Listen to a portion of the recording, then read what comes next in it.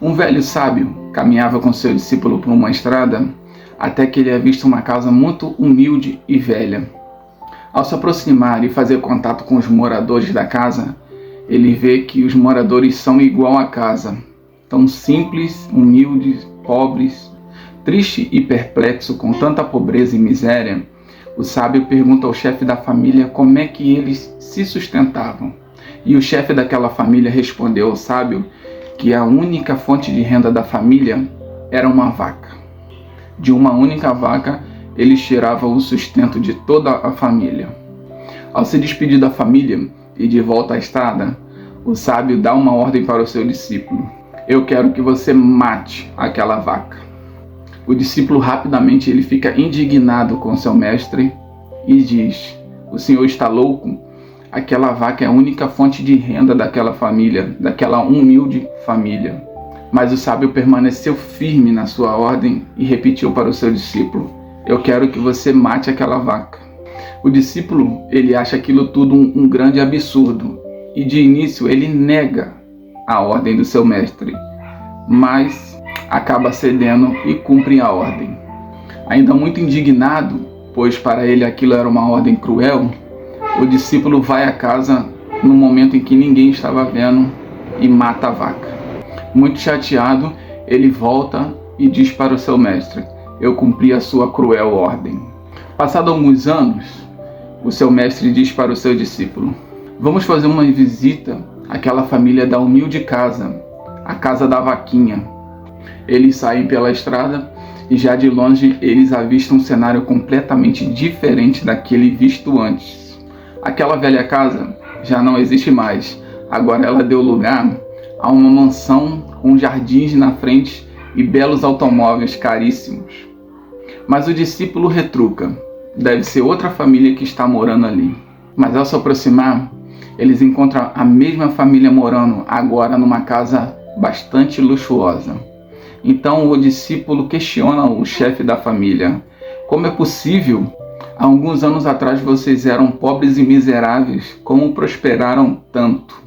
Então o chefe da família respondeu para o discípulo: depois que vocês saíram, alguém veio aqui e matou a nossa vaca, que era a nossa única fonte de renda. Sem a vaca, foi preciso sair do comodismo, correr atrás de outro sustento, e assim nós vimos que tínhamos habilidades para trabalhar em outras áreas.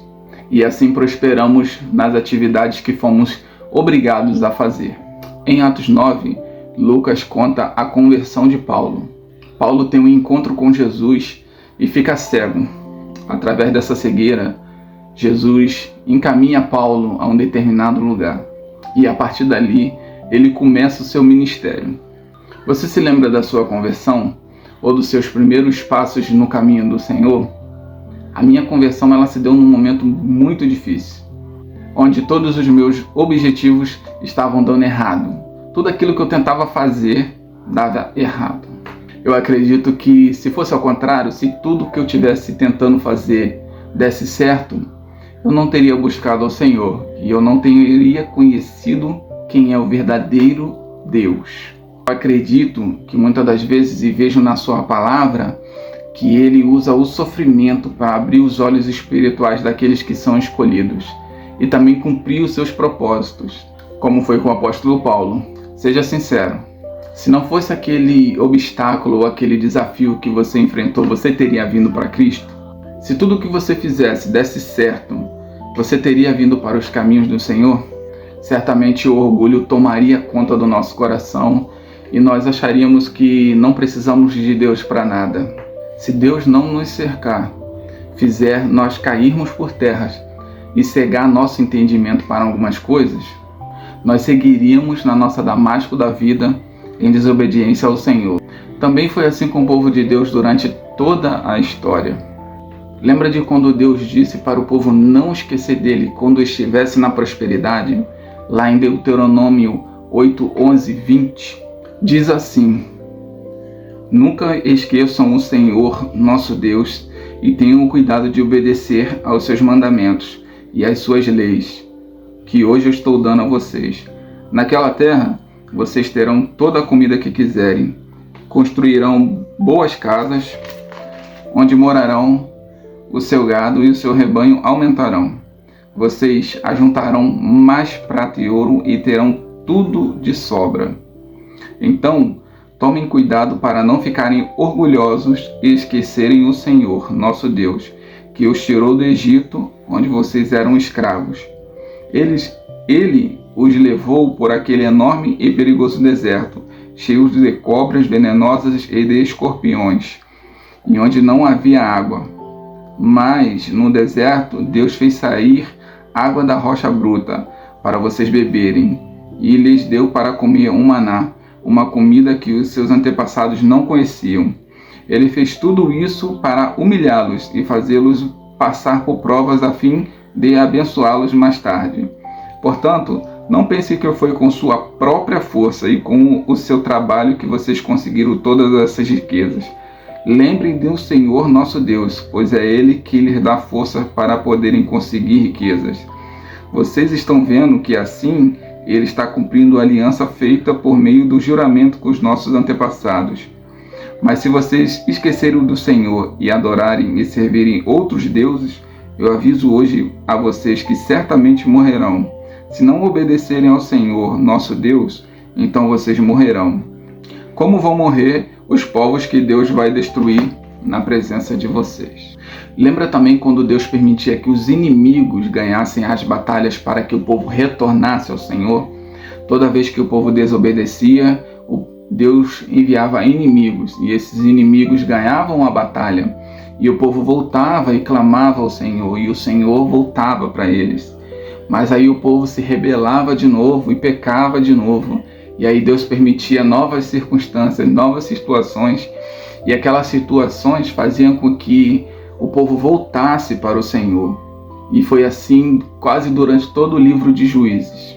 Também existiram homens que pecaram contra o Senhor.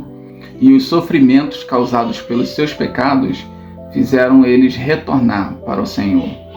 Pois do que se queixa o homem, senão do seu próprio pecado, como diz Lamentações 3:39. Jonas, um profeta, desobedeceu a ordem do Senhor, indo no sentido contrário àquilo que Deus havia mandado ele ir, até que foi parar dentro de um grande peixe, e na aflição clamou ao Senhor. Sansão tinha um grande ministério, era homem forte, mas deu várias brechas, e não cumpriu as ordens do Senhor relacionadas ao seu ministério. Seus pais o aconselhavam, mas ele não deu ouvido à repreensão. E na prisão, cego, zombado, humilhado, escravizado, ele se volta para o Senhor. Manassés, um terrível rei de Israel que cometeu pecados terríveis, Deus permite um cativeiro. E nesse cativeiro, Manassés se humilha e volta para o Senhor também.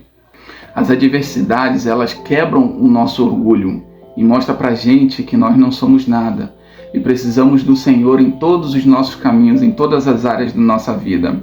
Pois como diz Jesus, sem Ele nada podemos fazer, como diz lá em João 15:5. Como aquela humilde família, ao perder seu único sustento, a sua vaquinha, teve que buscar novos caminhos, novos sustentos e prosperou, assim Deus permite circunstâncias contrárias para que venhamos encontrar o caminho do Mestre da vida e prosperar para a vida eterna.